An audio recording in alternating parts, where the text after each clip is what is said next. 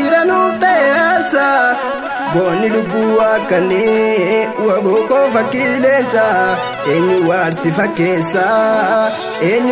fakkeessa taankiif jettiin sodaanne kilaashin diinarchaasta beelaf dheebuu waadamtee qorraan faduun gubatte saba kee fi fataata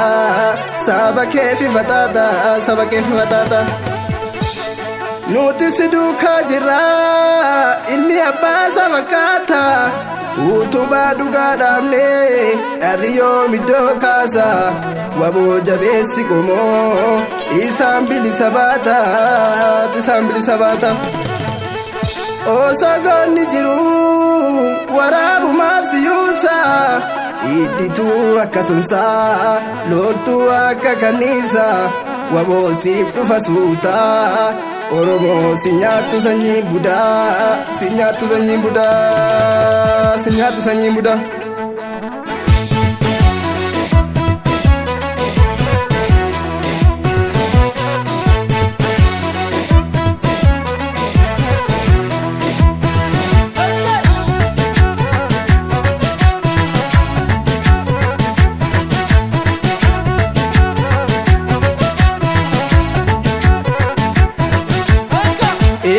Maljete avokisa boni iridaan garaa gogombisa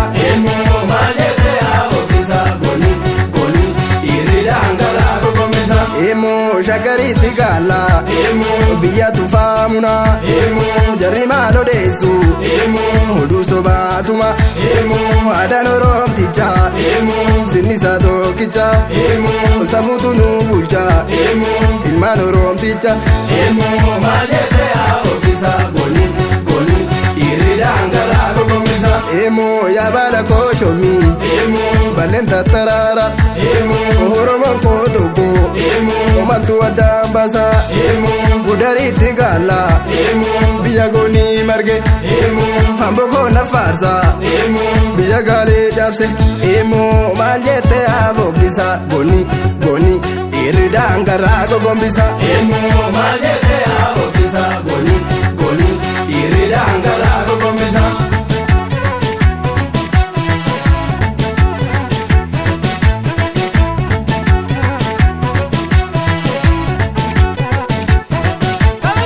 Malka jele leenji bosona imbaroda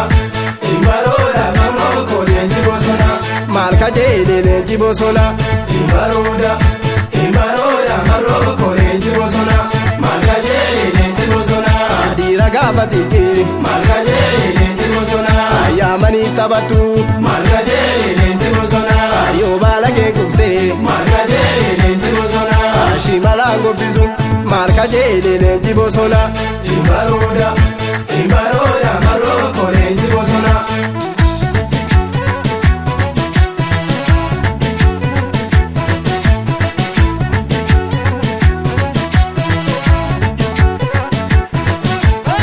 Malka jele leenji bosona Imbaroda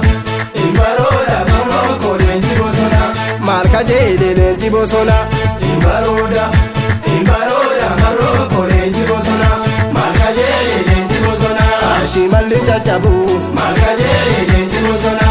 Inanta male Malka jele leenji bosona Goni namatuku Malka jele leenji bosona Kofitu kamale Malka jele leenji bosona Hala yari tesa Malka jele leenji bosona Muni gudashani Malka jele leenji bosona Jabadu lamiko Malka jele leenji bosona Ifal manafane Malka jele leenji bosona Imbaroda maroko leenji bosona Imbaroda komoko leenji bosona Imbaroda maroko leenji bosona